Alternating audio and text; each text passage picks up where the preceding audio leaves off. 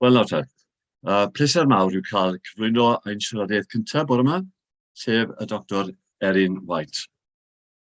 Mae Eryn yn ddarlithydd yn hanes Cymru ym Mhrifysgol Aberystwyth, gan ganolbwyntio ar y cyfnod modern cynnar, gyda diddordeb yn arbennig mewn crefydd, diwylliant a chymdeithas.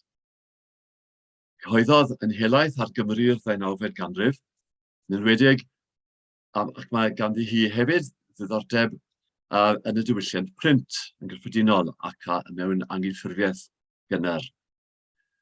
Bu effaith addysg a chrefydd ar fywydau merched hefyd yn feisydd diddordeb iddi. Eryn yw golygydd Ceredigion, sef cylchgrawn Cymdeithas Hanes Ceredigion, ac mae'n aelod o nifer o fyrdde golygyddol, gan gynnwys Studies in Welsh History ar gyfer Gwasg Prifysgol Cymru. Ei phrif gyhoeddiad diweddaraf yw The Welsh Methodist Society, a gyhoeddwyd yn 2020, yn rhoi sylw penodol i seiadau de-orllewin Cymru rhwng 1737 ac 1750. Bydd Eryn yn siarad heddi am Eliezer Williams a'i dad, Peter Williams, yr Esboniwr. Croeso mawr, Eryn. Diolch yn fawr iawn. Dyma'r darn mwyaf yn nerfus o'r sgwrs pan dwi'n treol wneud share screen i ddechrau.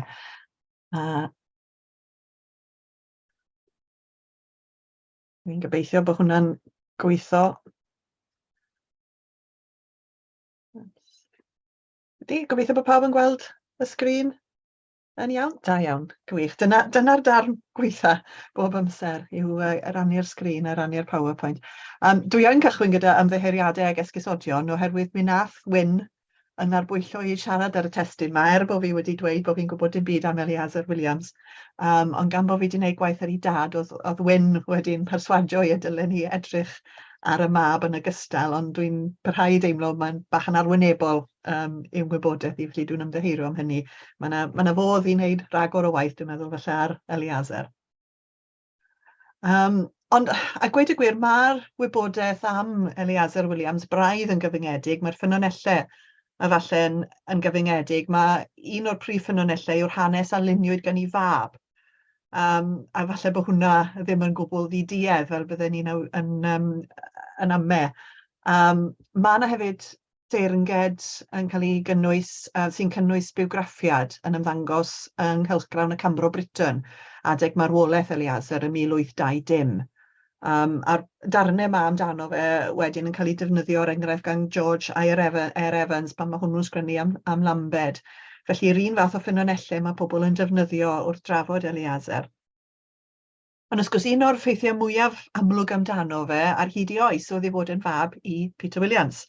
Oedd yn enwog am y Beibl teulu, poblogaidd ac am fynegair ysgrythurol ym 1773, y mynegair ysgrythurol swmpus cynta, cyn bod ni wedyn wrth gwrs yn cael geiriadur Charles ag ati. A mae yna draddodiad fod Eliezer Williams wedi helpu dad gyda'r gweithiau yma, pam oedd Eliezer yn ddisgybl yn Ysgol Ramadeg Caerfyrddin, traddodiad addysgiadol cryf iawn yn Ysgol Ramadeg Caerfyrddin. A does dim llawer iawn o wybodaeth am ei gyfraniad at y gweithiau hyn, ond mae sôn falle bod wedi bod wrthi yn darllen trwodd a cywiro proflenni ag ati, a fydd hynny wrth gwrs yn gymorth mawr i unrhyw awdur. Erbyn y 1790au, mae Peter Williams yn sgrennu at y wasg yn Trefeca yn sôn bod e'n bren o eiriaduron o bod e'n gweithio ar ben ei hunan a falle bod e'n gweld eisiau'r math o help gafodd yn y blynyddoedd cynnar yna gan ei fab. Felly, mae pob awrwydd i fod yn fachgen ifanc disgler iawn, yn debyg i'w dad felly yn hynny o beth. Fe oedd mab hynaf Peter Williams a Mary Jenkins. Mae George Evans yn awgrymu falle bod e'n fwy dyledus i ochr ei fam am ei ddoniau. Mi oedd mam Mary Jenkins, mae'n debyg, yn digon hyddysg yn ei Lladin i checio cynnydd Eliezer pan oedd ynteu gytre o'r ysgol adeg gwyliau. Felly mae'n rai bod yna dipyn bach o addysg felly ar y naill ochr a'r llall yn y teulu. A tipyn hefyd o allu academaidd. A mi oedd, hefyd oedd mab Eliezer yn cofiant ohono fe yn dweud bod Eliezer hefyd yn dipyn o gampwr y myd chwaraeon yn ifanc. Mae yna lot o ganmoliaeth felly yn yr hanes yma am ei dad, a mae'n sôn i fod yn ymroi ware pêl-droed. Mae George R. Evans yn dweud he could kick a football in a scientific way. Dwi'n mynd deall dim am bêl-droed, felly dwi'n yn gwybod beth sy'n yn wyddonol neu'n anwyddonol ynglyn â cicio pêl-drod, ond falle dyle fe fod yn chwarae i Gymru. Mae yna straeon amdano fe hefyd yn nofio'r pen i gamp ac wedi achub bywyd pysgotwr cwrygl oedd wedi mynd ar ei ben i'r afon ar ryw adeg. Felly mae'r darlun yma ohono fe yn fachgen ifanc hynod ddawnus, a mae'n anodd dweud faint o o'r-ddweud sydd fan hyn gan y mab efallai. Mae'r teulu fan hyn wrth gwrs gan Peter Williams, ni'n gweld wrth gwrs Margaret y ferch hynna, mi oedd na sôn gan David Jenkins, cofiannydd Thomas Charles, bod Thomas Charles wedi rhyw ymddiddori yn Margaret cyn iddo fe ymserchu a Sally Jones. A mae rhyw sôn bod Peter Williams falle braidd yn ddig bod Thomas Charles wedi symud ymlaen ac heb briodi Margaret yn y pen draw. A mae rhyw sôn hefyd bydde Peter Williams yn eitha balch o fod wedi cael Sally Jones yn wraig i Eliezer. Oedden nhw tua'r un oedran, oedden nhw fewn rhyw flwyddyn o ran oedran, felly o Sally yn dipyn o gatch wrth gwrs, a mae yna rhyw awgrym gan David Jenkins bod nhw tyn bach o ddrwg deimlad oherwydd y problemau carwriaethol posib yna. A rai o gymlethdodau, wrth gwrs, plant y Methodistiaid. Ni'n gweld fan wrth gwrs hefyd Peter Bailey Williams, wrth gwrs oedd yn hefyd yn enwog. A dyn ni hefyd yn gweld y duedd neu ailgylchu enwau. Mae Deborah fanna wedi marw yn ifanc iawn, a wedyn, wrth gwrs, y flwyddyn ar ôl chladdu hyd yma bedyddio Deborah arall yn y teulu, ac oedd hwnna'n rhywbeth digon cyffredin ar y pryd. Wrth gwrs, pan ni'n sôn am plant y Methodistiaid, plant y tadau Methodistaidd, oedd na duedd yn eu plith nhw, mae rhaid dweud i fagu meibion i'r weinidogaeth Anglicanaidd. Oedd hwnna wrth gwrs yn wir yn achos Peter Williams yn ogystal. Dyma oedd gyrfa Eliezer Williams. Mi nath gael ei ordeinio'n ddeacon yn 1777 ac yn Gura Trelech yn fuan wedyn am gyfnod byr. Yn fuan wedyn fe drosglwyddwyd i Tetsworth yn swydd Rhydychen. Mae hwn eto falle ddim yn anghyffredin iawn ar y pryd. Os oedd rhywun wedi bod i'r Brifysgol yn Rhydychen, oedden nhw'n llunio cysylltiadau oedd falle weithio yn arwen at gael plwyf yn Lloegr. Dwi ddod rhywbeth tebyg i Thomas Charles er enghraifft. Felly mae nifer yn cychwyn y gyrfaoedd oherwydd rhyw gysylltiadau fel yn Rhydychen.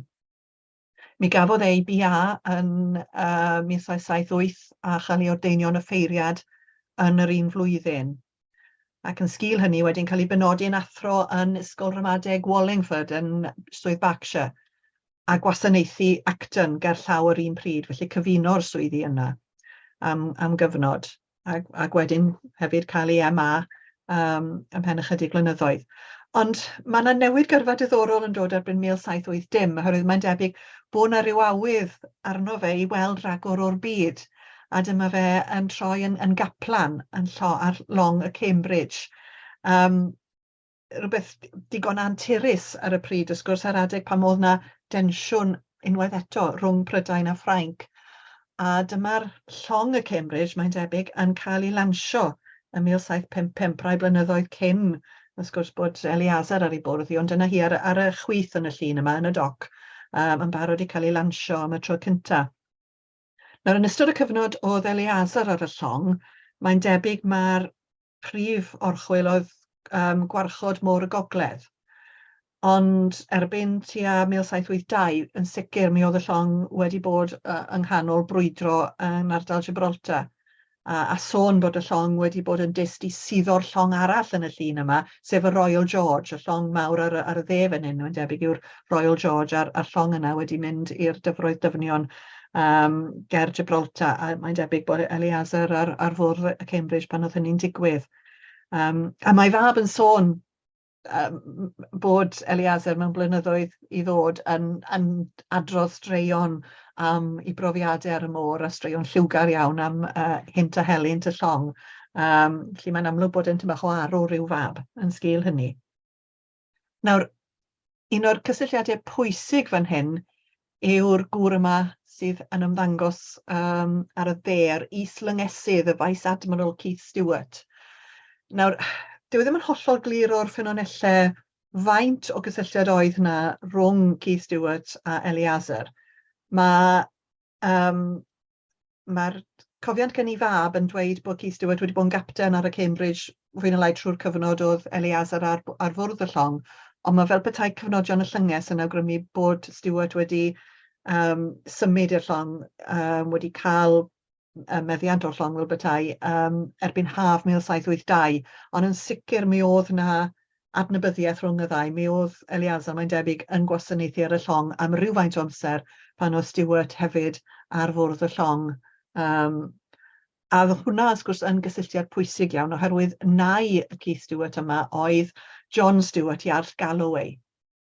A trwy'r gysylltiad yna, fe ddaeth Eliezer Williams yn athro teulu i Iarll Galloway, a threulio rhan fwyaf o'r 10 mlynedd nesaf wedyn yn byw fan hyn yn Galloway House, yn Dumfries a Galloway. Yn neo-llewn yr Alban. Mewn gwirionedd, mae'r tŷ ger yr arfordir yn edrych lawr tuag at Loegr ac Ynys Manaw, mewn ardal hyfryd iawn, felly mae'n siŵr bod yn lle braf iawn i fyw yn ystod y cyfnod yma.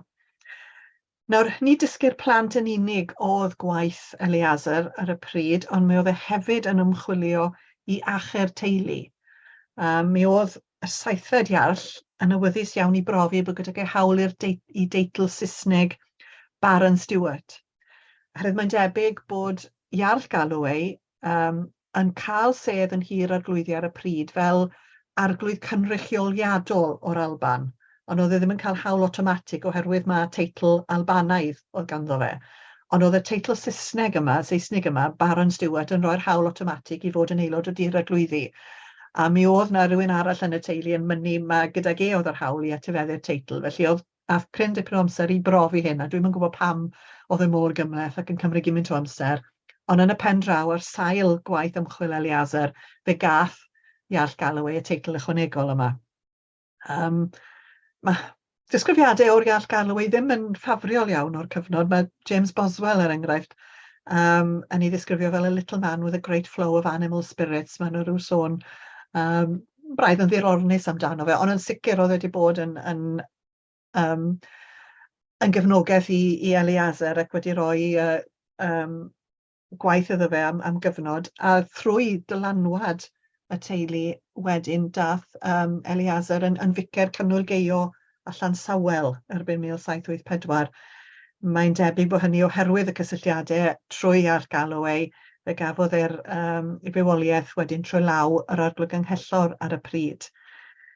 Felly, mi oedd wrth gwrs yn penodi curad wedyn i weithredu ar Iran, tra bod ynteu yn treulio ran fwyaf o amser yn yr Alban. A mi, erbyn ysgwrs y 1790 oedd y gwaith gyda'r ache wedi dod i ben, oedd y plant falle'n tyfu fyny, mi wnaeth y symud i Lundain i dreulio cryn dipyn o amser, ysgrifennydd i'r ŵr bonheddig a cyfuno hynny gyda gweinydogeithi yn ardal Llundain, nes i bod yn 1799 yn cael swydd fel curad yn Essex. Ond erbyn 1805, dyma fe'n dychwelyd i Gymru fel vicar Llambed, a hynny drwy nawdd Thomas Burgess, esgob enwog Tyddewi, wrth gwrs, ffigwr pwysig iawn y mywyd Eliezer o hynny ymlaen. A mi oedd y symudiad yma, mae'n debyg, yn bwysig o ran cynhaliaeth i Eliezer. Mi oedd cynulgeio a Llansawel ar y pryd yn dod ar ryw 130 o bunner flwyddyn iddo fe ar ôl talu'r curad. A mi oedd Llambed, mae'n debyg, yn werth rhyw 200 punt y flwyddyn. Felly, oedd e'n cyfuno'r cyflogau hynny, ac mae'n debyg angen cynnal teulu eitha nyferus erbyn y cyfnod hwn. Fe fuodd e'n briod dwywaith, a'r naill priodas a'r llall mewn gwirionedd yn dod yn sgil rwydweithio cymdeithasol teulu Galloway. Fe gyfarfu ar wraig gynta trwy cysylltiadau'r teulu felly. A hithau yn ferch fonheddig o Ffrainc. Felly yn y bôn yn ffoadur rhag chwildro Ffrainc yn y 1790au. Mae'n debyg bod y briodas wedi bod yn bach o sioc i'r teulu oherwydd oedd Eliezer wedi priodi heb roi gwybod ac oedd yn dod ar ymweliad, un o'r ymweliadau prin a Chymru yn 1792. Felly mae'n debyg bod fe a'i wraig wedi cyrraedd ac ar ôl rhyw fath o drybini ar yr hewl, oedden nhw'n eitha hwyr yn cyrraedd yn y nos. Beth nesaf oedd Peter Williams a'i wraig yn clywed oedd rhyw plyndarddach tu allan a lleisiau uchel yn siarad Ffrangeg.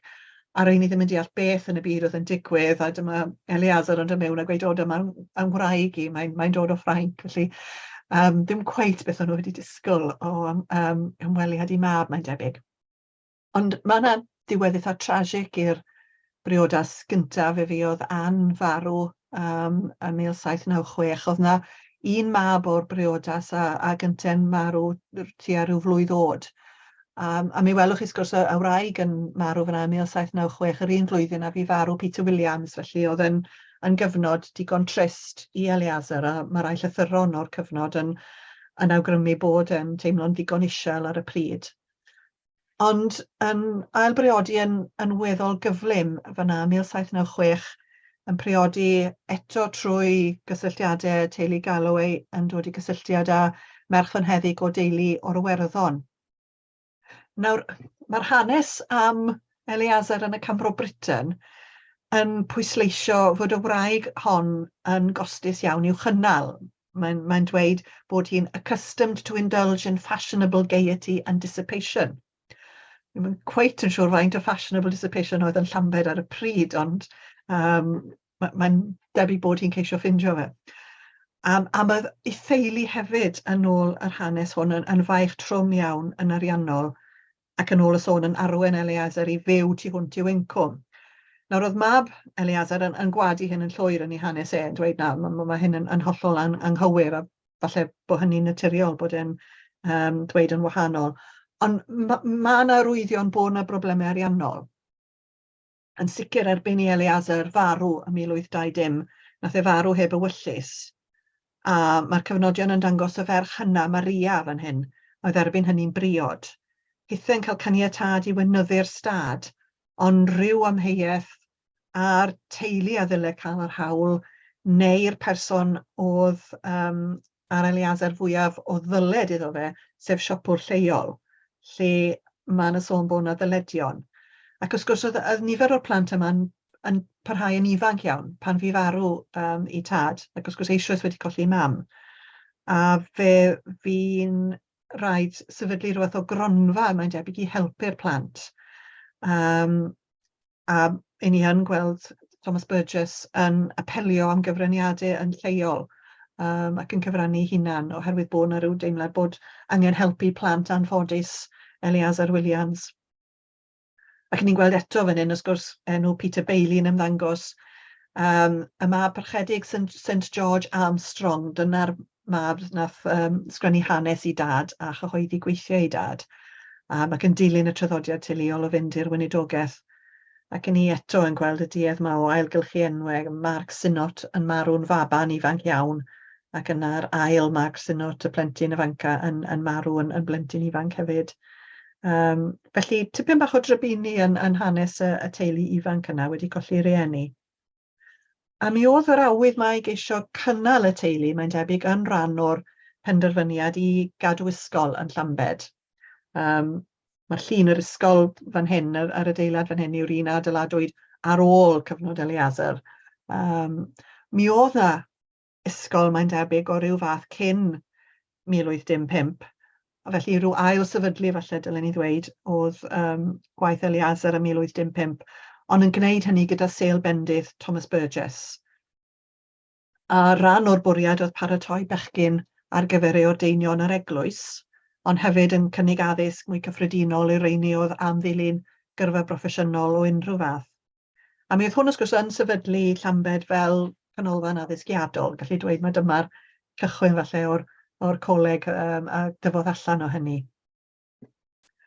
Ac wrth gwrs oedd y dychwelyd hyn i Gymru ym 1815 i Lambed yn dod ag absenoldeb hir i ben. Ond mi oedd yr absenoldeb yna'n ddefnyddiol i haneswyr. Fe greuwyd ohebiaeth oherwydd hynny rhwngtho fe a'i dad. A fel sy'n nodweddiadol o'r oes, mi oedd y ddoi yn llythyru yn Saesneg fel arfer. Ac mae'n amlwg fod ei rieni yn awyddus iawn i weld e yn nes at adren ar Alban. Mae hyn yn thema cyson yn y llythyron. Mae yna rhywbeth bach digon cartrefol yn y llythyron. Mae'n debyg bod y teulu yn galw Eliezer dwi'm yn siŵr a Eli neu Ili. Dwi'm cweit yn siŵr sut fydden nhw'n ynghanu i enw cyntaf fe o gwbl, a bod yn onest, ond mae'n amlwg bod nhw'n talfyru'r enw ymhlith i gili felly. A mae'r hoffter wrth gwrs yn amlwg yn y llythyron, a Peter Williams yn aml yn dweud bod ei wraig yn awyddus iawn i weld ei mab nôl yn nes at adre yng rhywle yng Nghymru. A fydde Peter Williams yn gyson yn anfon newyddion am blwyfi a alle ddod yn wag. Yn y de orllewin. Mae'n cadw ymlaen anfon newyddion ac yn awgrymu pobl y dyle Eliezer gysylltu â nhw yn y gobeith o falle o gael penodiad i fywoliaeth yng Nghymru. Os oes mae hwnna'n dangos gwleidyddiaeth gyrfa yn yr eglwys ar y pryd, yr angen i blesio'r noddwyr lleug mwyn cael bywoliaeth. Oedd e ddim o reidrwydd yn fater o blesio'r esgob neu'r eglwys yn unig, ond yn aml iawn wrth gwrs y bonheddwyr pwerus hyn oedd ar gallu i benodi i blwyfi yn y de yn enwedig. Mi oedd Peter Williams hefyd yn cadw rhywbeth o lyged ar bethau yng Nghynnwyl Gaeo a Llansawel tra bod Eliezer yn ficer absennol fan ni. Felly mae yna gryn dipyn o drin a thrafod yn y llythyron yma. A'r berthynas rhwng y mab y tad a'r mab yn bwysig, mae'n amlwg. A hynny hefyd yn lliwio barn Eliezer tuag at y Methodistiaid yn amlwg iawn. Dwi ddim yn syndod, mae'n siŵr, nad oedd fawr o olwg gan Eliezer ar y Methodistiaid ar ôl i'n ddiarddel i dad yn 1791. Mae'r achos wrth gwrs yn parhau yn ddadleuol. Yr amheuaeth yma am nodiadau Peter Williams ar y drindod yn y Beibl. Y Beibl gyda nodiadau wrth gwrs yn y 1790au, amheuaeth ynglyn â sut oedd Peter Williams yn trafod y drindod. A mae hynny wrth gwrs yn destun mae angen bod yn ofalus iawn ynglyn ag a'r awgrym bod Peter Williams heb wahaniaethu'n ddigonol rhwng personau'r drindod yn un nodiadau. A mi oedd llawer o gydymdeimlad ar y pryd a wedyn ni, gyda'r ffaith bod Peter Williams diwedd ei oes yn ŵr parchus oedd wedi gwneud gymaint o gyfraniad yn cael ei drin fel hyn gan yr hen gorff. Ac yn sicr oedd y teulu yn teimlo i'r byw bod e wedi cael cam. A falle bod hynny'n arbennig o wir yn achos Eliezer oedd wedi bod nôl yn y 1770au yn helpu dad gyda gwaith ar y mynegaid ag ati, ac yn falle'n fwy ynghlwm a gwaith llenyddol i dad na'r gweddill. Arwydd o hynny hefyd oedd bod ymlynyddoedd olaf i oes, oedd Eliezer wedi cychwyn cyfieithu'r nodiadau oedd gan Peter Williams ar y Beibl i'r Saesneg. Oedd yna ryw awgrym y bydde fe'n fuddiol i gael fersiwn Saesneg o'r Beibl gyda nodiadau tebyg, ac oedd y gwaith yna wedi cychwyn, ond heb orffen cyn i Eliezer farw. Ond mae'n amlwg yn teimlo bod cyfraniad i dad yn rhywbeth pwysig, falle nad oedd wedi cael digon o glod. Ac i ni yn gweld i agwedd wedyn at y Methodistiaid, enghraifft mewn llythyr at ei frawd ym 1810, tua'r adeg pan oedd cryn dipyn o drafod a sôn y bydde'r Methodistiaid wrth gwrs yn torri'n rydd oddi wrth yr eglwys ac yn ordeinio, fel ddigwyddodd wrth gwrs erbyn 1811. A ni'n gweld y llythyr yma ar diwedd 1810 pan mae hyn i gyd yn y gwynt. A mae fe'n nodi fan hyn, in short, if the bishops were to avail themselves properly of this schism among the sectaries, I believe that thousands, both in North and South Wales, might be restored from among the common people who have been led astray. And most of the stray clergy would gladly ground arms and change sides again if they were well received and leniently treated. for I hear that the new self-created ministers begin to assume considerable authority and treat their brethren of the clergy with great tyranny. It is much to be regretted that our bishops are strangers to the country and know so little of its temper and disposition. Otherwise, schisms of this nature might be prevented or easily repressed when they occur. A mae'n amlwg yna bod yn ystyried y Methodistiaeth yn schism, a mae'n sôn amdanyn nhw fel sectaries. Mae'n ddiddorol, a gweud y gwir, bod yn teimlo mor gryf na fydde'r ordeinion llwyddo. Mae'n dweud yn y llythyr hefyd bod e'n clywed bod nifer o'r clerygwyr sy'n gefnogol i Methodistiaeth yn mynd i gefnu. Mae'n sôn enghraifft am John Williams Lledrod ac yn argyhoeddi argyddiedig y bydde hwnnw yn ymadel ar Methodistiaid. Felly, bod e yng nghanol y bwrlwm fan hyn yn Llambed, oedd ddim fel betai ar darlun hollol eglur o gryfder y gefnogaeth. Oedd Williams Lledrod o'r enghraifft wedi glynu wrth Methodistiaeth. Felly, mae'n bosib bod e'n dymuno i Methodistiaeth fethu ar y pwynt yma oherwydd i deimladau cryf ei hunan. Yn ysgwrs, un o'r agweddau sy'n gwneud Eliezer yn ffigwr diddorol yw ei waith llenyddol, fe gyhoeddwyd gweithiau Saesneg Eliezer mewn cyfrol gan ei fab, sydd hefyd wrth gwrs yn cynnwys y cofiant yma, The Memoir of His Life, gyhoeddwyd rhain yn 1840 gan Sir George Armstrong Williams, oedd yn gwasanaethu yn y Metrws Garmon. Ond mae'n sôn hefyd bod wedi bod yn ficer Pwllheli am gyfnod. Nawr, mae'r gweithiau Saesneg yn gwneud llawer iawn â hen hanes, dyma un o'i prif bynciau fe. Mae'n amlwg. Ond falle bod e yn troi tipyn bach tuag at ffafrio yr iaith Gymraeg a'r hanes y genedl.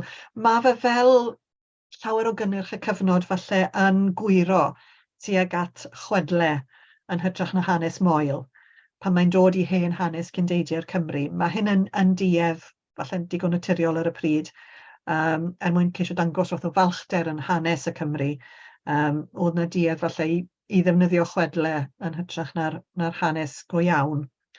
Mae fe hefyd yn tynnu ar weithiau clasurol, felly mae yna dipyn o waith ysgolheigaidd fan hyn, ond fel nifer o ysgolheigion y cyfnod, mae fe hefyd yn credu yn bethau fel chwedl am Gomer, fel tad, fel petai, cenedl y Cymru, wrth gwrs, a'r syniad o feibio Noa wedyn yn gwladychu gwahanol adrannau Ewrop, a Gomer yn gyfrifol am Gymru. Mae'r agwedd yma hefyd i weld i raddau yn ei ddatganiadau am yr iaith Gymraeg ac am hanes yr iaith. Mae'n amlwg yn amddiffynol iawn ac yn ceisio portreadu'r Gymraeg mewn ffordd llawer mwy positif nag oedd weithiau yn digwydd ar y pryd. Mae'n dweud fan hyn yn enghraifft, ignorance has affirmed, for what will not ignorance maintain, that it is rough and harsh. A mae yna rhywbeth gyfoes iawn yn yr ensyniadau yma fan ymateb iddyn nhw fan hyn. Mae'n dweud, mae pawb yn dweud bod y Gymraeg yn llawn cytseiniad a dim llyfariad. A maen nhw'n gweud, chi'n edrych arno fe, dim byd o'n cytseiniad. A ni'n clywed yr un fath o stori'r dyddiau hyn, ynddo fe. A mae'n mynd ati i egluro bod pobl ddim yn deall y wyddor, a mae'n dyfynnu llawer iawn o enghreifftiau o farddoniaeth sy'n llawn llyfariad ac yn dweud yn feddal iawn i'r glist, yn swynol i'r glist.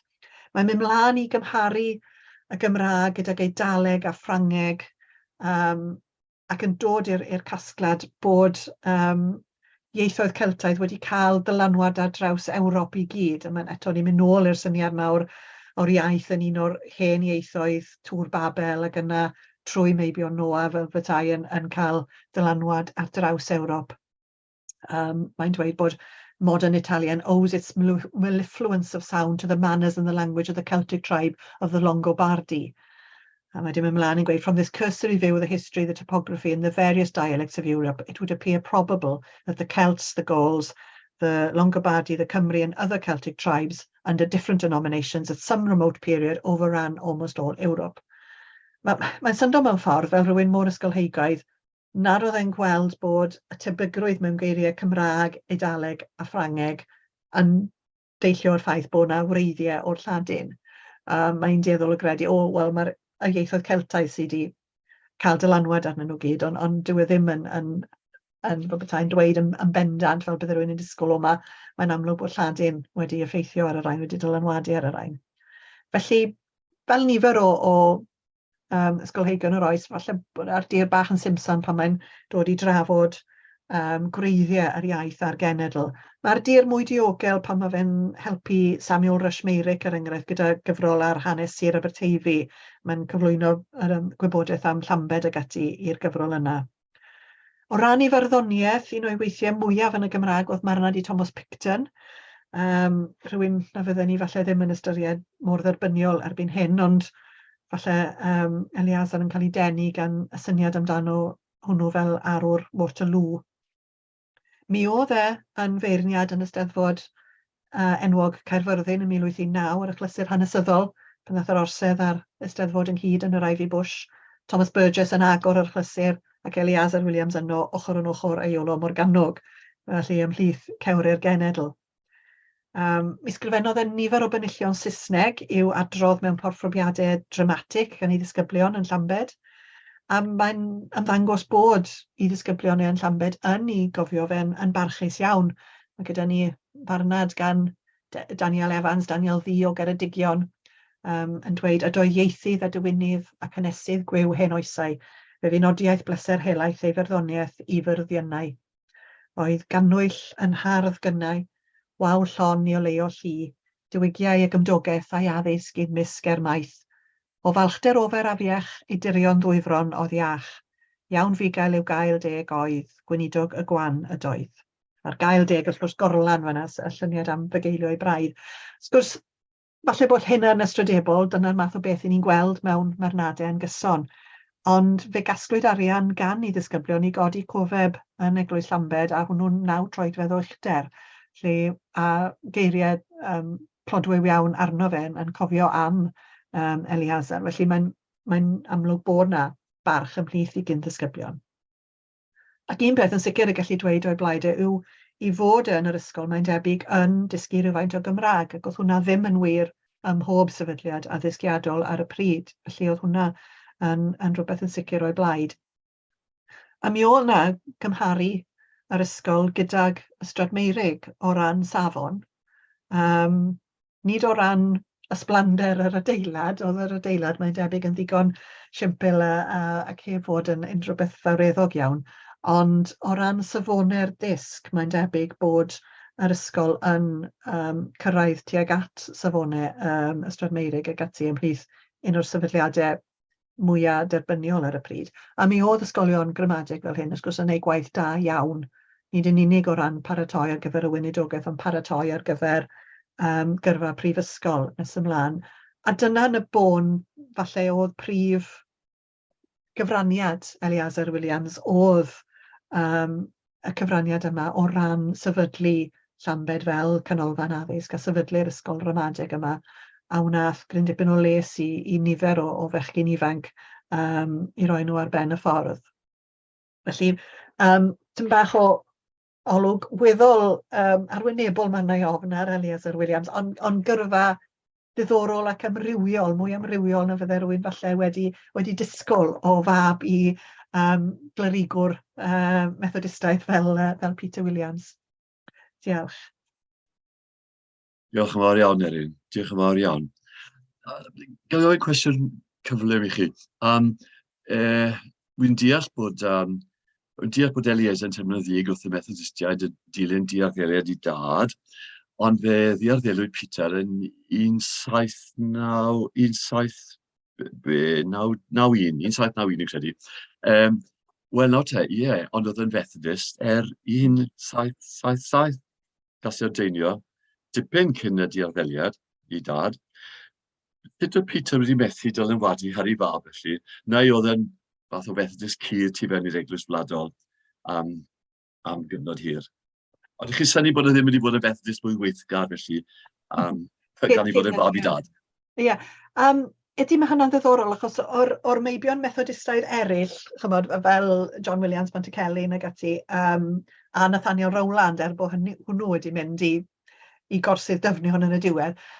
Mi oedd rheini'n yn weithgar yn y mudiad ac yn cael rôl eitha pwysig yn y mudiad yn automatic. Wrth gwrs, y ffaith bod Eliezer wedi mynd i Loegr, wedi treulio gymaint amser yn Lloegr, falle yn torri'r cysylltiad yna i raddau. Na ddath e byth yn rhan o fethodistiaeth yng Nghymru mewn gwirionedd. Oedd e ddim nôl yng Nghymru. A falle dyna'r llwybr fydde rhywun yn disgwyl, fydde rhywun falle'n disgwyl bod e'n ceisio dod yn ôl i Gymru a wedyn rannu diddordeb i dad mewn methodistiaeth. Ond mae'n anodd ddarganfod mwy am agwedd Eliezer tuag at methodistiaeth cyn y diarddeliad, a bydde fe'n ddiddorol i gael mwy o wybodaeth am hynny. Dwi'n amlwg bod yna fwy o lythyron dwi ddim wedi gweld, falle fydde'n rhoi tym bach mwy o wybodaeth am hynny, ond dyw e ddim fel petai yn mynd i'r llwybr yna o gwbl. Felly... Oes gan rhywun gwestiwn arall? Awch chi, Owen? Unrhyw gwestiwn arall? Unrhyw sylwadau? Os na, fe gymryd ni hoi fath nawr. Gai ofyn, Owen? Wrth gwrs, ia. Ges i fraint o wrando ar Eirig Davies yn darlithio wythnos diwetha ar Peter Williams, ar ddechog wasgeddyd. Ac oedd Eirig yn awgrymu pwysigrwydd ysgolion cylchynol Griffith Jones, ynddo? A bod llwyddiant yr ysgolion hynny, lle oedd nhw'n mynd am 3 mis ar y tro i lefydd gwahanol, wedi codi safon darllen y Cymru Cymraeg, yn arbennig gweichem yn doedd. Oedd gan Eliezer perthynas ysgwni a Griffith Jones?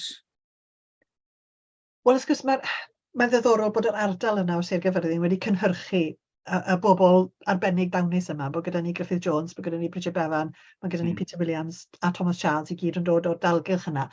Mae yna, wrth gwrs, rhyw fath o draddodiad o ddylanwad. Does a ddim dylanwad uniongyrchol, wrth gwrs, achos oedd Griffith Jones wedi marw ym 1761. Ond oedd pobl yn dal i siarad amdano fe, felly mae'n siŵr y bydde Eliezer wedi eni yn 4 blwydd, wedi mynd i'r ysgol yng Nghaerfyrddin, wedi bod gyda'i dad, mi fydde wedi clywed am Griffith Jones. A falle bod y gwyddor o bwysigrwydd addysg yn rhywbeth oedd yn clywed yn gyson. Ond bod e falle wedi mynd i gyfeiriad ychydig yn wahanol wedyn oherwydd bod e wedi ymadael y Chymru, wedi cael y swydd yma fel athro teulu, ond yn y diwedd yn dod nôl i ddysgu yn Llambed. Oes gennym ni syniad, Eryn, pa ganran o'r Cymru oedd yn llythrennog yn dilyn llwyddiant? Oes gennym ni ryw syniad? Mae'n anodd iawn gweud yn bendant. Un o'r mystyried hynny yw fues i'n treol edrych ar bethau fel faint oedd yn arwyddo a wyllysau fel rhywbeth o arwydd, achos mae llofnod yn cael ei derbyn gan haneswyr fel arwydd o llythrennedd technegol, bod pobl fel arfer yn gallu darllen os oedd nhw'n gallu llofnod. A mae'n sicr mae dros hanner yn y rhan fwyaf o blwyfi. Felly mae'r awgrym yw bod lefelau llythrennedd yng Nghymru yn uwch na Lloegr erbyn ail hanner y 19th ganrif, yn uwch na ran fwyaf o wledydd Ewrop, fyddwn ni'n tybied.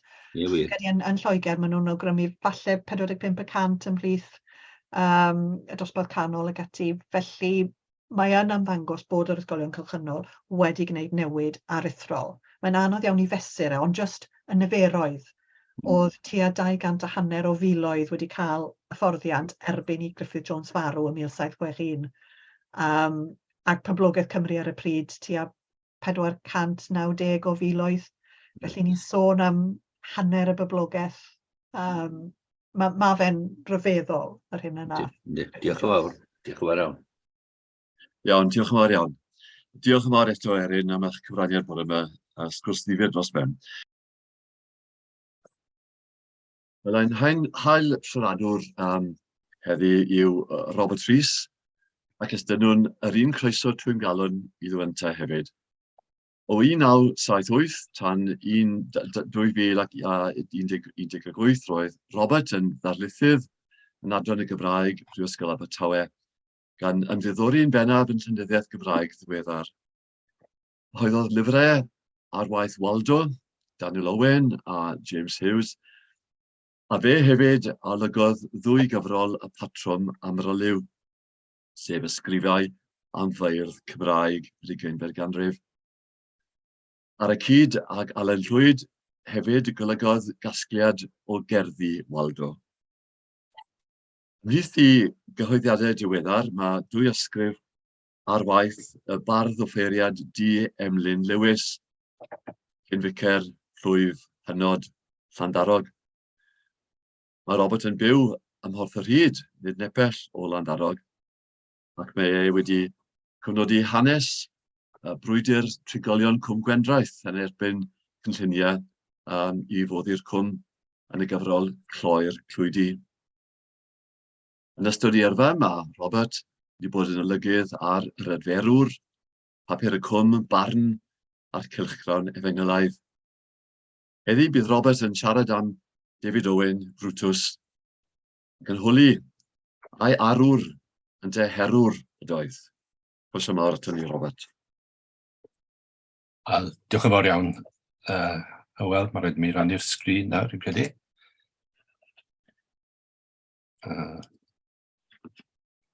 Pidiwch cael eich llygad-dynnu'n ormodol gan gelfyddyd Gwrain yr cyflwyniad fawr.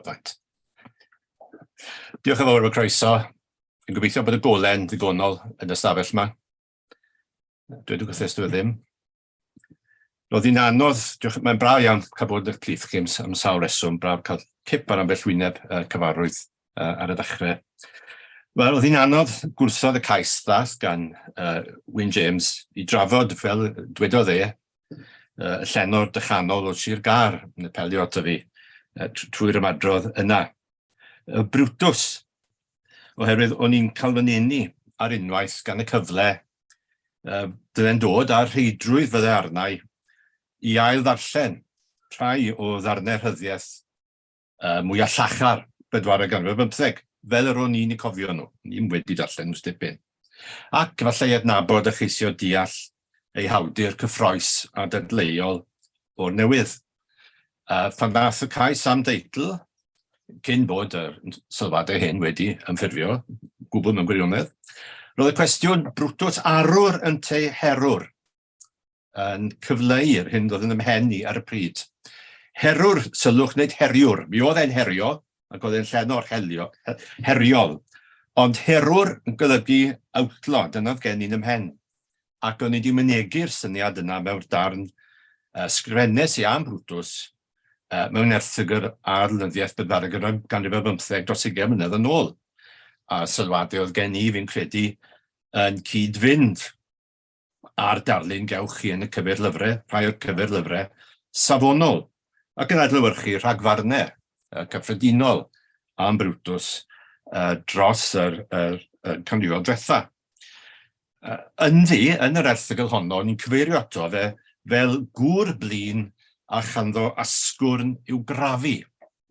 Un a droes yn herwr, awtlo yn ddyn a safau tu allan i gymdeithas barchus i ddydd, ac allai ddryllio delwau a herio sibolethau crefyddol a llenyddol gyda mesur o ryddid a waherddid i eraill. Felly dyna'r syniad, dyna'r narratif oedd gen i yn ymhen wrth ddechrau paratoi'r gyfer heddi, yr un syniadau yn ymhen i gyfynedd yn ôl. Sef bod gyda gymhellion chydig bach yn bersonol dros y llwybr Gymro, gŵr blin llanddo asgwrn i'w grafu, teimlo bod e'n cael cam, a bod e wedyn hefyd rhywsut ei gilydd a statws herwr yn y gymdeithas. Wel, dwi ddim am ddiarddel y sylwadau yna'n llwyr. Mae yna rhywfaint o sail iddyn nhw. Ond wrth baratoi'r gyfer y bore yma, ac ar ôl cytuno hefyd i sgrennu pennod ar y pwnc ar gyfer cyfrol o'r sgyrsiau yma, y peth mawr wedi ddarganfod yw sylweddoli cyn lleied. Dwi'n wybod, a chymaint mwy o waith darllen y meddwl sydd gen i'w wneud cyn cynnig gwerthrogiad ac asesiad mwy cyflawn o gafraniad David Owen, Brutus. Ond diolch am yr ysgogiad i fynd ati i edrych ar ei waith o newydd, a gobeithio bydd y cyflwyniad hwn yn chysgogi chithau i ddod i wybod mwy amdano fe a'i weithiau. Nawr, dyma fe, ein harwr, ein gwron, neu ein Herwr. Mae'n cael lle yn y gyfres hon, a mi ddod dreulio rhan helaeth o'i oes a rhan fwyaf sefydlog o'i oes yn golygu cylchgrawn yr hael. Cylchgrawn sefydlwyd at wasanaeth yr eglwys sefydledig ym 1835.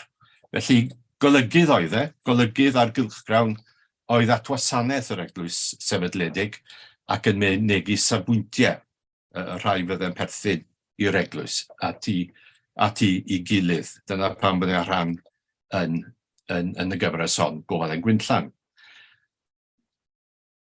Cyn setlo yng nghader yr hael, gyrfa ddigon tymheslog oedd e wedi chael. Roedd ei eni ei fedyddio yn eglwys Llanbimsent, ni'n aros yn Sigyfyrddin. Mi fam yn debyg yn aelod gyda'r bedyddwyr, i dad yn grydd ac yn glwchydd. Gafodd ei addysg gynnar yn y pentre dan nawdd yr eglwys, ac yna fel cynifer ohono ni, mynd i ysgormadau Caerfyrddin. Gyda'r bwriad o fynd yn feddyg, yn amlwg yn fachgen galluog, yn derbyn yr addysg glasurol, arferol. Bachgen galluog addawol, ond yn fuan iawn yn dangos tuedd i wyro, falle oedd ei ar y llwybr amlwg disgwyliedig. Ath ei Aberdiar, bwys Llanybydder, i gael prentisiaeth fel meddyg, ond gadael i ddilyn cwrs yn athrofar bedyddwyr, ym Mryste. Ond dim ond blwyddyn fi oedd e'n fyny. Symud i Ogledd Cymru, cadw ysgol, pregethu rhywfaint yn Aber, ger Bangor, yna symud i Lŷn, ac yn ôl tebyg cael ei ordeinio'n weinidog gyda'r bedyddwyr ar ofalaeth ar gylch o achosion bychain yn Llŷn. Oedd yn byw yn Llangian, cadw ysgol, gwneud rhywfaint o waith meddyg gwlad yn ôl un cofnod. Mae'n priodi merch o Lŷn, mae'n dod i nabod Christmas Evans, mynd ar deithiau pregethu gydag e. Yna mae yna helynt yn ei hanes e. Un o'r digwyddiadau sydd yn gysgod wedyn ar ei enw dafe ac ar ei ddelwedd weddill i fywyd, a mae rhaid cydnabod hynny. Mi oedd ei amgylchiadau teuluol yn anodd, heb unrhyw mheuaeth, oedd e'n dlawd, oedd ag y deulu bach, ac fe wnaeth e rhywbeth twyllodrus. Fe wnaeth gais i gronfa ariannol oedd gan yr undodiad, trwy ddweud bod ei gynulleidfaoedd yn Llŷn yn arddel sambwyntiau undodaidd. Mae'r cais nath wedi ddisgrifio gan yr athro Thomas Jones, neu sôn yn yma'n, fe olygodd rhai o weithiau Brutus gan yr 19th ganrif. Fe ddisgrifiwyd y cais nath fel llythyr heilltig a chelwyddog. Felly oedd e'n gwneud cais am arian ar sail y ffaith, nad oedd ddim yn wir o gwbl, sef i fod e'n weinidog ar eglwysi oedd bellach yn arddel safbwyntiau undodaidd. Wel, o ganlyniad fe gafodd ei ddiarddel gan y bedyddwyr. Oedd ei dad yng nghyfraith yn amlwg o fewn achos gyda'r annibynwyr. Fe dath yn aelod, mae'n debyg gyda'r annibynwyr, pregethu rhywfaint gyda nhw. Fe oedd yna gyfnodau wedyn yn cadw ysgolion yn Sir Fôn ac yn Bont Newydd. Nawr, mae'r cam cyntaf o bwys yn ei yrfa lenyddol yn nodweddiadol ac yn argoel o'r helynt a'r dadlau fydde'n cylchdroi o'i gwmpas e. Mae Brutus yn ddangos am y tro cyntaf, fel o dan y ffigenw yna, yn Seren Gomer, yn Mawrth 1824, felly, mae'n fachgen ifanc, mae'n tyfu 30 oed. Mae'n goeddi llythyr. Mae'n anfon llythyr, mae'r llythyr yn cael ei gyhoeddi. Llythyr sy'n lladd ar yr iaith Gymraeg a'i hawduron, ac yn mynegu'r gobaith y bydd y Saesneg yn fuan yn ei disodli ar ddaear Cymru. Ac mae'n ddadl yn dilyn. Wel, mae'r llythyr erthygl hon yn dod ag ei sylw'r Cymru. Mae'n ddyfalu mawr, mae'n arwyddo hunan yn Brutus Llŷn, Ond ddyfalu mawr pwy oedd em dipyn. Ac wrth gwrs, mae'n dod i'r amlwg wedyn, mae hwn yw'r gŵr hefyd. Hwn yw'r gŵr hefyd oedd yn nghanol helyntion eraill. Ond os neb, o'r cychwyn cyntaf, os neb yn gallu gwadu ei ddoniau llenyddol e. Nawr dyma las o'r llythyr i chi. Dyfyniad o'r llythyr. Dyma ni wrth ystyried ein hamgylchiadau a'n sefyllfaoedd presennol yn Cymru. Mae'n ymddangos i mi mae gwell o lawer yr ein lle sad. Byddai cwrteithio pob cyfeillgarwch ar Saeson ac ei iaith, a gadael yr Gymraeg ymdaro drosti ei hun.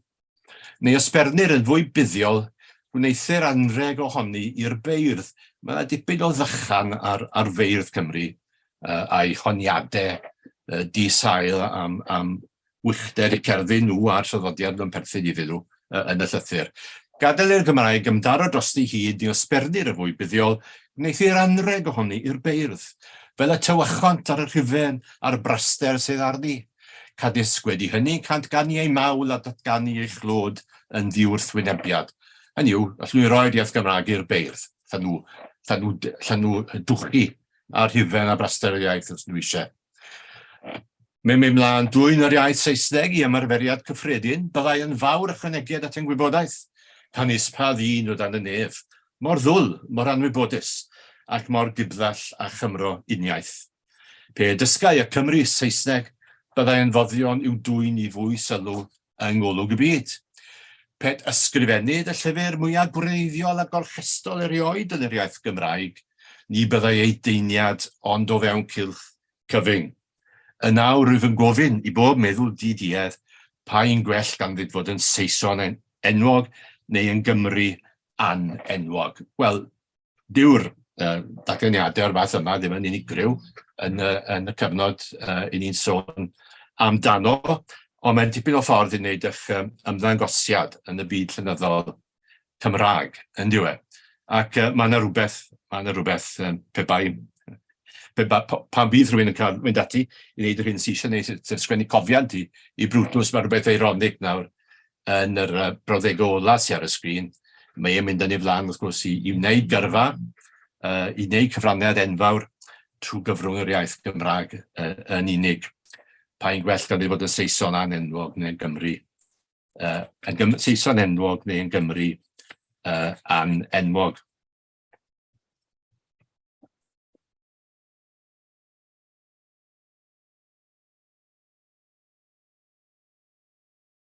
Yna mae'n dod at waith, mae'n cael gafel ar yrfa newydd ac ac y gwaith mwy addas. Mae'n cychwyn i yrfa olygyddol tua'r flwyddyn 1828.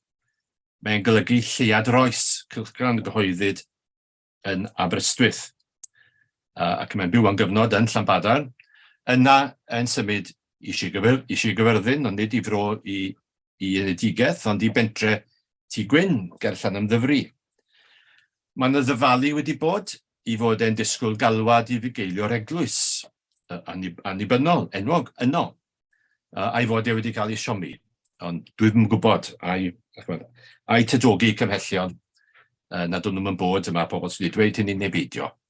Mae'n debyg, ond mae Thomas Jones yn dweud fel hyn, mae'n debyg i hyn ei wneud yn chwerwach tuag at yr annibynwyr a pher iddo dieddu fwy at yr eglwys sefydledig. Felly dyma'r stori sydd wedi hadrodd. A mae'n siŵr rhywfaint o wir ydy, rhywfaint. Roedd wedi cael ei siomi, gyda dipyn i beth. Wedi cael ei ddiarddel gan y bydyddwyr, mae'n cael ei siomi gan yr annibynwyr. Wel, ble allai fynd at yr eglwys. Mae'n cael cyfnod, ond mae'n cael cyfnod ar ôl i Lleuad Rhys ddod i ben. Mae'n symud i bentre Tŷ Gwyn i fod yn lygydd yr efengylydd. Cyhoeddiad gan yr annibynwyr. Mae'r cyhoeddiad hwnnw yn dod i ben yn 1834, oherwydd bod y golygydd Brutus yn mynegu safbwyntiau cynyddol geidwadol y meysydd gwleidyddiaeth a chrefydd. Nad o'n nhw ddim wrth fodd cyhoeddwyr. Gyda llaw mae pob un o cylchgronau olygodd Brutus ar gael yn ei cyfanrwydd ar wefan cylchgronau Cymru sydd yn wych o beth. Wel, mae'n setlo o'r diwedd yng nghader olygyddol yr hael cylchgrawn newydd at wasanaeth yr eglwys sefydlwyd 1835. A mae'n byw weddill ei oes yn y fro yma rhwng Llanymddyfri a The Castell, gwm Gwydderig at ei gilydd. Ar un pryd yn union y gyroedd yr hael yn cael ei sefydlu, roedd yna rai annibynwyr yn sefydlu cylchgrawn pwysig, enwog arall, y diwygiwr, dan olygyddiaeth David Rhys, neu David Rhys, fe mae Brutus y ceirio ato fe, yn Llanelli.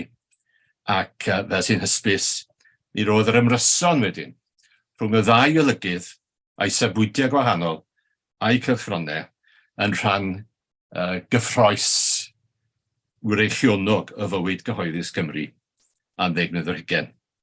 Wel, bu Brutus felly yng nghader yr hael, hyd at ei farw 1866. Bu'r golofn o ymddiddanion, cyfoes, dychanol ei sylwebaeth, bugeiliaid ebynt, oedd yn byw, droed yr ebynt, bu'r ymddiddanion ma'n atyniad poblogaidd o'r dechrau'n 10 bron, a chyhoeddwyd detholiad bach ohonynt wedi golygu gan yr ysgolhaig Sir Thomas Jones Aberystwyth ym 1950. Ef hefyd olygodd argraffiad newydd o'r stori ddychan, Wil Brydydd y Coed, oedd wedi ymddangos yn benodau yn yr hael tua diwedd oes ei hawdur. Roedd cyhoeddi'r ddwy gyfrol hyn gan wasg Brifysgol Cymru, ganol yr 20eg ganrif yn cadarnhau safle Brutus o fewn canon rhyddiaeth Gymraeg, ac yn ei gwneud hi'n bosibl i gynnwys yn ystyrlon o fewn meysydd llafur prifysgol. Ond cyfran fach iawn, dyma'r cyfrolau sydd wedi wneud yn ffigwr swyddogol y petai'n hanes luniaeth Gymraeg, cyfran fach iawn o gynnyrch llenyddol yr awdur geir yn y cyfrolau hyn. Roedd e'n sgrifennwr sylweddol, toreithiog, Thomas Jones yn rhestru 2 ar 15 y gyfrolau. Y gyfrol hwyaf oedd Brutusiana, casgliad o ddeunydd ymddangosodd yn yr hael, a mae yna eraill, casgliad o sgrifau diwynyddol hanesyddol, a cherddi oedd e'n fardd, ddim yn fardd arbennig, ond digon taclus, a gwell a llawer o'i gyfoedion. Mae'r hyn sy'n ar y sgrin detholiad o rhai o weithiau Brutus, sylwch chi bod rhai, gyda seren wrth eu cwtnw, ar gael i chi darllen, o gysur eich stydu o flaen y tân, maen nhw ar wefan yn wedi digydeiddio. Christmasia, rhaid nodweddiadau neilltuol, Christmas Evans, Eliezer wedyn ar John Elias. Bod e wedi lladd ar lawer o arferion pregethu yn neilltuol, oedd e'n gwerthfawrogi. Oedd e'n gwerthfawrogi pregethwyr o bwys, pregethwyr o sylwedd. Christmas Evans a John Elias enghraifft. Nawr, mae'n un enghraifft yna o un o'r pamffledi gyhoeddo fe yng Ngwres, dadl, a rhywun di mosod arno fe, drych y frad, mae rhain yn llawn yn enghreifftiau gwych o'i ieithweddau a'i arddellau. Dim amser i fanylu y bore yma. Fi oedd y mewn dadleuon gyda'r gweriad hynod hwnnw, Prechedig John Jones Llangollen. Na i sôn fwy am Thomas Williams sydd fyna yn y man. Ar wahân, o ran y sleid hon, ar wahân o roi'r argraff i ni o lafur Brutus, mae rhaid bod yn gweithio'n ddi-stop, mae'n tynnu'n sylw ni at ddau a fi'n gefn mawr iddo fe yn ystod y blynyddoedd, yn ôl yn Sir Gyferddin ac ar y ffin a Sir Frycheiniog yn olygydd yr hael. Y naill oedd ei argraffydd ei gyhoeddwr William Rhys, Llanymddyfri, rhan o'r bwriad, felly'r prif bwriad, wrth gyhoeddi Brutusiana ym 1855, oedd cynhyrchu gwm, oedd e'n rhyw fath o dysteb mewn gwirionedd i awdur na fu eriod yn rhydd o falon ariannol, ac yn ôl un ysgrif Gofal weles i, oedd y bwriad yn gwireddwyd y bwriad, oedd hi'n amgylchiadau ariannol materiol yn llawer gwell ar ôl gyhoeddi Brutus. Iana, mae yna restr dan ysgrifwyr llawer hon yn wir eglwysig wrth gefn y gyfrol.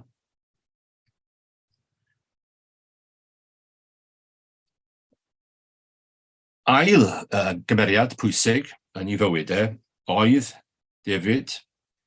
Dafydd Parry, ficer Llywel, plwyf dros y ffin yn Sir Frycheiniog. Nodedig yn ôl addellennau am ei ddwyioldeb a'i ddoniau, ymrygethwr gwych, yn cael ei alw gloch arian weithiau. Iddo ef, i Dafydd Parry, ficer Llywel, y cyflwynir Brutusiana. Am ei nodded, dwi'n dyfynnu, am ei nodded. Rwy ysbaid yr 20 mlynedd sydd wedi myned heibio. Na, mae hwnna'n datganiad arddocol iawn. Mae'n arddangos cyfeillach, mae'n dangos mae gyda gefnogaeth a nawdd, gŵr mor uchel i barch, a chydig Dafydd Parry Llywel. Oedd e'n noddwr iddo fe. Efallai, yn tybio yn beth llyfrau iddo fe, ac tybed paran oedd gan Parry hefyd yn y gwaith o gyhoeddi Brutusiana. Un o Hindi Gwyn, neu ardal Hindi Gwyn, yn Sir Gyfyrddin, o Dafydd Parry, ac o bosib, dwi ddim dim chwilio gyda manw, o bosib yn yr ysgol yng Nghyfyrddin, yr un pryd, ni'n o gyfoedion Brutus, a ddau Ddafydd, falle gyda'i gilydd yn yr ysgol, ond yn nabod i gilydd o bosib cyn iddo ddod i'r fro. Aelod arall o'r cylch, sylwch chi ar y sgrin, cofiant y diweddar barchedig Thomas Williams, gyhoeddwyd 1861. Aelod arall o'i gylch am gyfnod oedd y Thomas Williams hwn, gweinidog horeb Cwm Dŵr, nid nepell o gartref Brutus yn Halfway, yn Bron Arthur yn Halfway.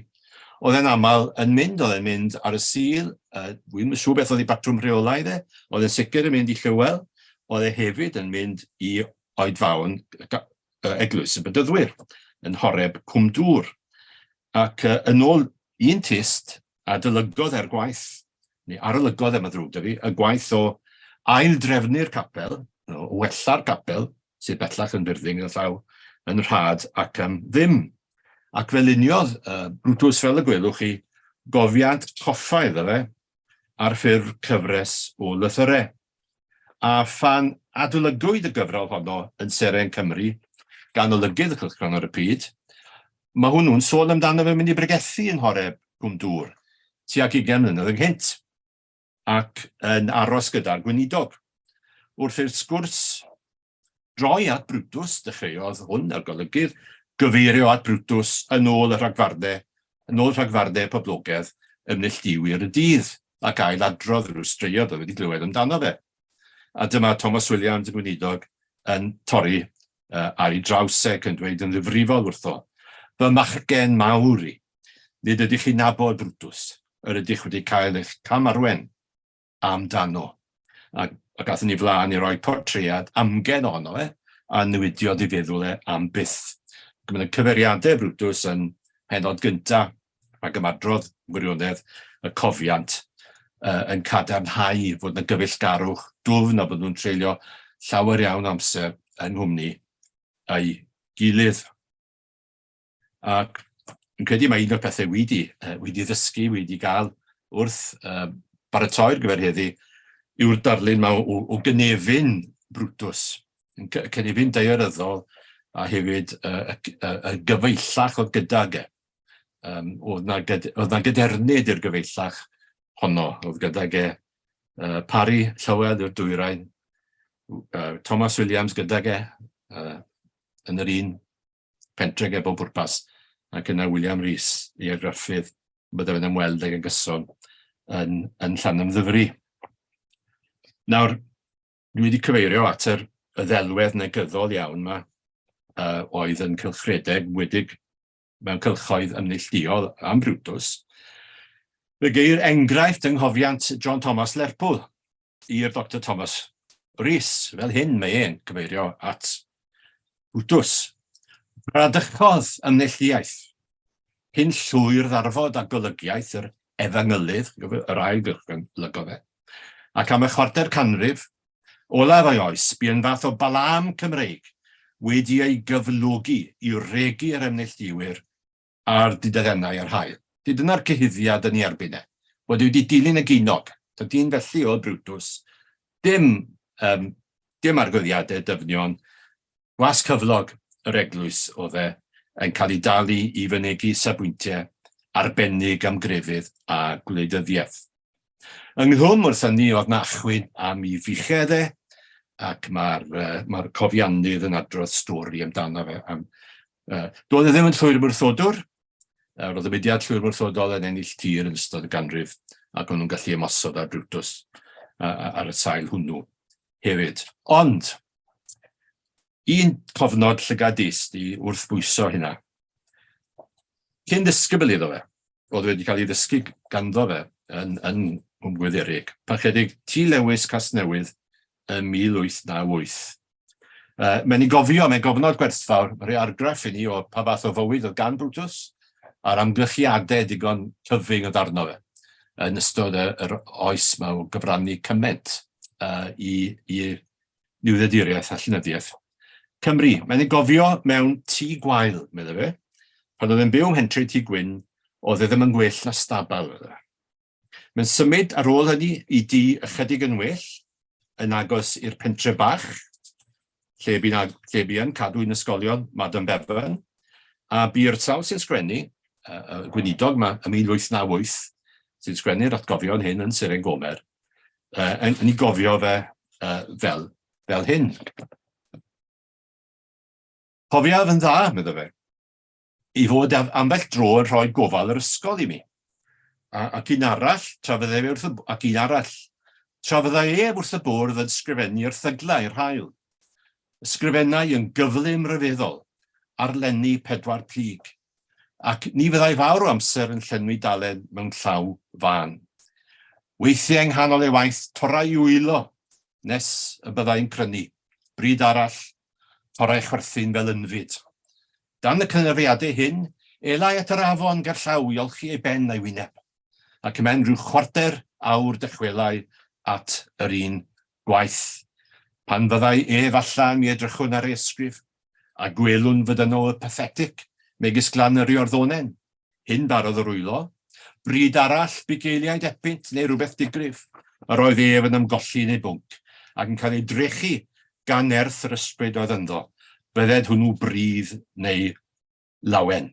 Felly, gael tanlinellu eto, y peth mawr wedi am gyffred, a deall ei bwysigrwydd yn awr, yw'r felly'r sgwar yma, a roedd yn byw yn ddi gyda David Parry Llywel, Thomas William Rhys.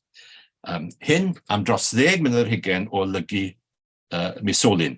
Dwi ddim yn dechrau pwyso a mesur i sgil fel golygydd, neu gomisiynydd erthyglau heddi, yn berffaith siŵr faint o cyrchion oedd yn sgrifennu i hunan. Ond mi roedd na bobl o bwys fel Maurice Williams neu Cander yn cyhoeddi i gerddi yn y cylchgrawn. Wel, gadwch ni sôn am y gweithiau sydd wedi cael sylw diweddar. Bugeiliad epynt felly, Thomas Jones yn amcangyfri bod na hyd at 300 o'r colofnau yma wedi ymddangos. Ni ddim yn gwybod ai fe sgwennodd y cwbl a pob ran o bob un o'r ymddidanion, ond tebyg sgwennodd y rhan fwyaf ohonyn nhw. Dyma fan Thomas Jones, mae'n farn eitha cyffredin. Chi'n sylwi, i ni'n dod at waith Brutus, gyda'n rhagfarnau yn hunain. Fel hyn mae'n dweud, pwrpas Brutus oedd lledaenu propaganda dros geidwadaeth wleidyddol, amddiffyn yr eglwys sefydledig ac ymosod ar yr ymneilltuwyr, y capeli split, y dull o bregethu, yr academiau, diffyg ddisg a ffug ddisg, y pregethwyr teithiol gweithaf, y Jacks fel ei gelwyd, a'r agwedd y tu ôl a twladwriaeth. Y tu ôl i ddechrau'n Brutus y mae rhagfarn y glwyswr yn erbyn ymneilltuaeth, a honno'n rhagfarn eithafol gŵr a oedd wedi troi'n y glwyswr ar ôl bod yn ymneilltiwr. unwaith eto am cywirdeb cymellion yr awdur. Pa mor anheg bynnag fod darlun a dyn Brutus, yma rhaid cydnabod, mae pawb yn cydnabod hyn, fod ganddo thrylydd fel dychanwr, a hynny ar iddi fel le yn hanes lyddiaeth Cymru. Mae'n siŵr bod lle roi mwy o bwyslais ar y frawddeg ola yna, a falle dechrau yn y fan yna. Wel, mae gen i'n enghraifft o'r ymddidanion. Dyw hwn, yr ymddiddan, yma ddim yn etholiad Thomas Jones, mae hwn o'r hael, Tachwedd 1843, y cefndir yw terfysgoedd Beca nawr y mis blaenorol, dwi ddim yn chwaith, ys ym llawer o sôn wedi bod am cyffredinol am golofnau golygyddol Brutus, neu'r golofnau yn sgrifennu dan ffug enw yn y cylchgrawn. Mis cyn hyn, mae wedi mosod ar fudiad Beca, a mae wedi mosod ar ran ymneilltuwyr ac y benodol Bachlefi Rhys Gapelas Lelli yn hyrwyddo'r mudiad. Mi ydde fe, yn y mis cyn hyn, mae y Beca wladol bresennol wedi cael ei chenhedlu gan y Beca grefyddol, gan Beca ymneilltuaeth, neu Beca y tai cyrddau. Ac mae'n mynd yn ei flaen yn y cyfer yna. A dyma chi enghraifft felly o ymddiddan. Sabwyntiau gwahanol yn cael eu cyflwyno, ond mae'n weddol amlwg pwy sy'n mynegu barn Brutus a safbwynt yr eglwys i raddau gan derbyn a fydde hwnnw ddim yn unffurf o bell ffordd. Mae diwyn y rhyfedd y rhai siroedd deheidir, nid oes ar hyn o bryd unrhyw newyddion, ond y rhai mwyaf galarus o trychinebus. Ni be erioed y fath amserau?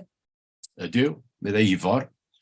Mae'n derfysglyd anghyffredin, a gwaith na therfysglyd, a mae y bobl a'i bryd ar ddrygion ni. Sylwa hefyd idwal yn y rhai astyrir y siroedd mwyaf crefyddol, yn y rhai y mae sectariaeth gydarnaf, annibynwyr sy'n cael ni'n bennaf.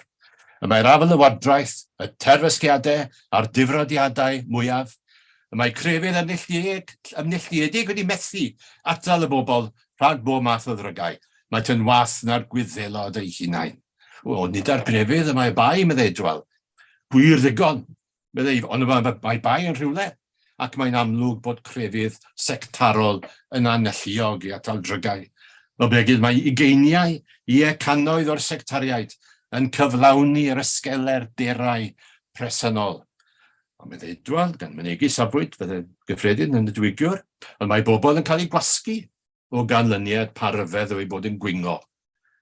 A mae'n deifor, a'i gwingo ydyw troi allan yn arfog dan lenni dion y nos, Merched Beca nawr. A'i gwingo ydyw dinistrio tollbyrth, a'i gwingo ydyw llundagu a chiro gitmen. A'i gwingo ydyw dinistrio llosgi tai, a medd iannau. Wel, dyna ni. Gan ni symud ymlaen, sôn am i falle ei weithiau mwyaf llwyddiannus y marn bydau llynyddol diweddar, fe sgwennodd ffug cofiannau. Ni wedi gweld bod e'n sgwennu cofiannau, nad ydw ddim yn ffug, felly, ond mae'n dychanu gymparodio ffurf y cofiant yn y gweithiau hyn mae'n ei llunio yn ystod blynyddoedd olaf i fywyd. Mae wedi lladd tipyn ar y cofiannau. Mae yna un ymddiddan yn etholiad Thomas Jones sy'n lladd ar y cofiannau. Felly mae'n cyhoeddi 2 gofiant, ffug gofiant byr, cofiant Siencyn Bach y Llwyr, ac yna cofiant 2 hunan dib yn yr hael 1860. Gyda mae'n Wilbrydydd y Coed, ei waith enwocaf yn ymddangos nid yn ddifwlch, ond rhwng Medi 1863 a Rhagfyr 1865. Dyma sgwennodd rhywun o'r enw Robert Rhys yn 1999 am y gyfrol hon. Amgyl y hanes yw colbio am neilltuaeth, yn wedi annibyniad fawr. Am ei sectyddiaeth a'i chepedi sblit a'i ffrygethwyr di-ddisg a di-synwyr. A gwneud hynny trwy gredigaeth gomig gwir gofiadwy. William Morgans, rhagwythiwr ifanc, glwth, dichellgar a chnawdol. Yn ogystal â pharydio'n hwyliog, rhai o ystrydebau dirwyedig pregethau'r cyfnod, defnyddiodd Owen holl adnoddau ei dyfodiaeth rydorol, a dyma ogoniant y llyfrau yn yr lawer gyfri, i beintio darluniau hogarthaidd o gampus. O griw o bobl mae bol yn ddiw iddynt, ac mae yna eirfa defnyddiol iawn ar ddiwedd golygiadau Thomas Jones o'r cyfrolau hyn. Wel, dwi'n credu gallai arddel hwnna ar y cyfan. Gadewch i ni dyma'r benllanw felly fel dychanwr, fel awdur. Mae'n defnyddio dychan, mae'n defnyddio parodi, pastiche. Mae'n aml iawn yn anghynydd. Mae'n aml yn sgwennu'n rhy hir. Mae'n rhywfaint yn ail adroddus. Mae'n cael ei gweld fel rhyw fath o nofel, lac, ond darnau gwirioneddol ddoniol yma hefyd. Mae'r darluniau o lethineb lle mae lletygarwch dilys yn troi'n stwffo ac yn fwyta dilwodraeth. Mae stori am gyfrwysdraf geisio disodli gweinidog, creu capel newydd, capel split. Mae yna lythyrau cari Saesneg, mae yna bregethau chwerthynllyd. Felly mae da fi gwbl o enghreifftiau eich diddannu chi, cyn bod ni'n mynd y bore yma. Dyma chi ddarn o Bregeth y Wil, gan William Morgans, Brydydd y Coed. O Olwyn, o Wil, nawr mae'n parodio math o bregethu no Brutus oedd yn digwydd. Mi oedd yna bobl heb hyfforddiant, heb ddisg, yn cael dechrau pregethu, gan mynd ar deithiau. Mwedig ymlaeth ar annibynwyr, nhw sydd dan ni. O Olwyn o Wil, dyma emblem rhyfeddol. Mae'n wonderful, mae'n graceful. Ac mae hefyd yn beautiful imaginative powers dyn. Especially felly imaginative powers pregethwr y bardd. Yr oedd yn mynd i dreto'r subject yn un yn scientifical, yn mystical, yn practical. Nid oes ochrau gan Olwyn, fel sgwar y triangle, can is un rownd ydyw. Mae fel rhod na ddi, neu wheel cert, a wheel wilber. Heb ben draw iddi, heb ddechrau na diwedd iddi, ond rowndio. A hynny byth a hefyd, heb gyrraedd y pen draw. Dyma idea ardderchog. A chofiwch bob amser, na allwch wneithir dim o emblems y gair, heb ei rhoddi'n gyntaf yn crucible scientificalisation, mwyn i reduso i liquidity. Mae gael hwy al ben y bregethwr ymhonus sydd yn llwyddo falle i daflu llwch i lyged llawer o'i yn awyr.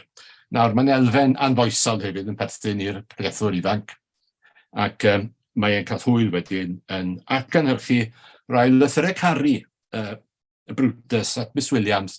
Dyma un ohonyn nhw, my dear splendid young lady, I write you again for I cannot stop the love of my heart from spring up. Love my lady is like the well near the church called Fynonfair. Spring up in the winter, spring up in the summer, and spring up always through the ice and frost and everything.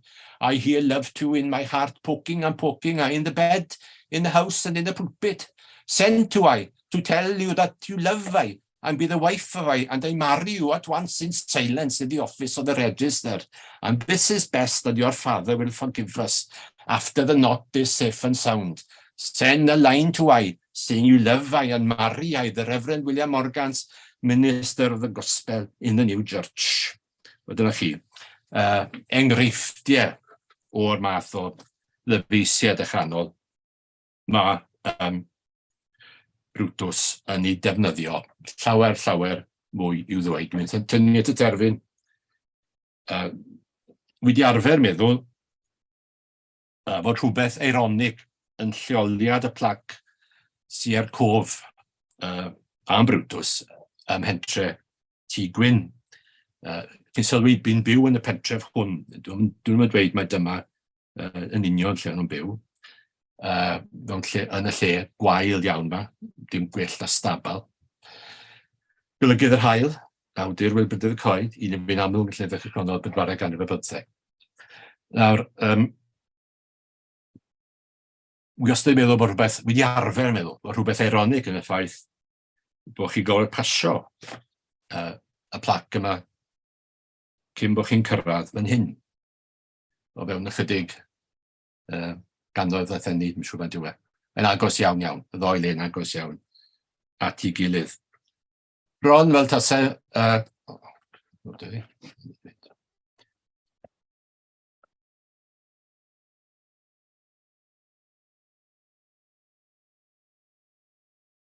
Ron, mae dysau Brutus yn dal i chwarae joc arno ni, fel cenedl.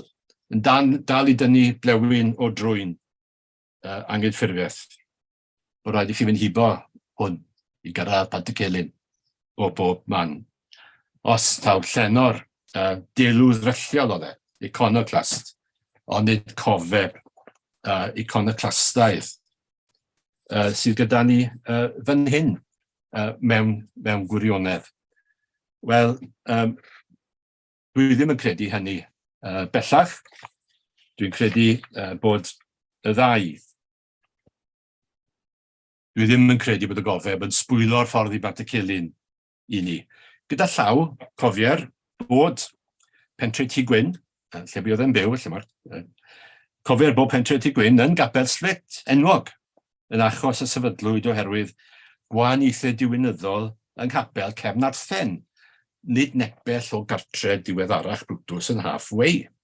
Fe godwyd y capel ym pentre Tŷ Gwyn ar dir a roddwyd gan Dorothy Williams, Batacilyn a'i mab William.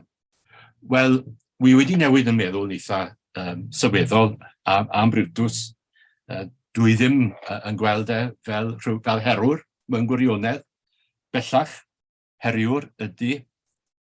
Ond erbyn hyn dwi'n gweld y ddau yma. Wrth feddwl am y ddwy gofeb yma, y croeso i Batacilyn a'r gofeb yma ar bwys i Brutus. Dwi'n gweld y ddau fel y Vicar Pritchard yn rhan o etifeddiaeth ddiwylliannol gyfoethog y fro ac yn cynysgeiddi bellach ysbryd y lle a'i gweithiau. Dychanwr eisiau gyfyrddin? Ie. Gŵr blin y gasgwrn i'w grafu? Na, roedd hynny yn anigodol ac yn anghyflawn. Fe nath y gyfraniad rhyfeddol o ran dyfal barhad a dychymyg yn cyhoeddi golygu cylchgrawnusol am 10 mlynedd ar 20. Gweithiwr dadleuol, ond gweithiwr diflino yn y wynllan am ddiriodrwydd i'n gofal. Yn werth i chi droi at i weithiau fe. Diolch am wrando. Diolch yn fawr iawn, Robert. Diolch yn fawr iawn wir am sgwrs hynod ddiddorol. Mae amser yn mynd yn bryn, falle bydde'n ddoethach i ni beidio a holi cwestiynau nawr, ond i hatal nhw tan y cyfnod sy'n dilyn, a cyfnod o baned ar sgwrs felly.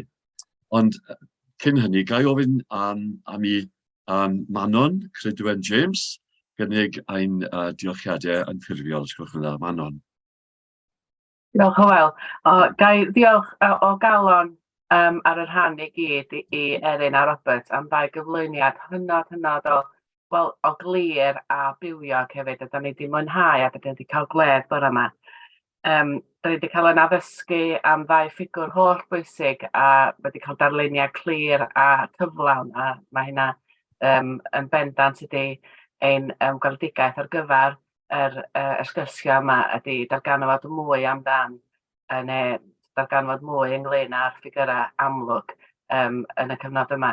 A diolch o galon i'r ddau na chi am yr holl waith. Oeddech chi'ch dau'n dweud bod chi wedi gorfod wneud gwaith ymchwil. Ond da ni'n hynod o ddiolchgar i chi am wneud y gwaith ymchwil yna. Achos, siarad yn bersonol, o'n i'n gwybod dim am y ddau ffigwr. Felly, dwi wedi mwynhau yn fel. Diolch o galon. Mae'n atgoffa fi bod mae rhai pethau yn parhau dydy pwysigrwydd llenyddiaeth i ni, pwysigrwydd addysg i ni, pwysigrwydd y cyhoeddiadau. Ond dwi'n falch o ddeud bod rhai pethau wedi newid, dwi'n gobeithio yn y cyfnod ni, a dwi'n gobeithio bod gyda ni agwedd llawer mwy positif tuag at ecumeniaeth y dyddiau yma a hefyd perthnasau llawer gwell rhwngthon ni gyd. Yn anffodus, da ni dal yn gorau wneud dipyn o wleidyddau a plesio y noddwyr hefyd yn y byd eglwysig sydd ohoni. Ond diolch yn fawr iawn i chi am y gwaith da chi wedi wneud, ond hefyd am y cyflwyniadau hynod ydy. Diolch yn fawr iawn i chi. Diolch Manon. A diolch i chi gyd am eich presenoldeb heddi, a ffarwel i rhain ohonoch chi sy'n methu aros, ond y gweddill ohonom ni gyda'i baned o sgwrs o hyn ymlaen. A chwestiynau. Diolch yn fawr. Hwyl fawr.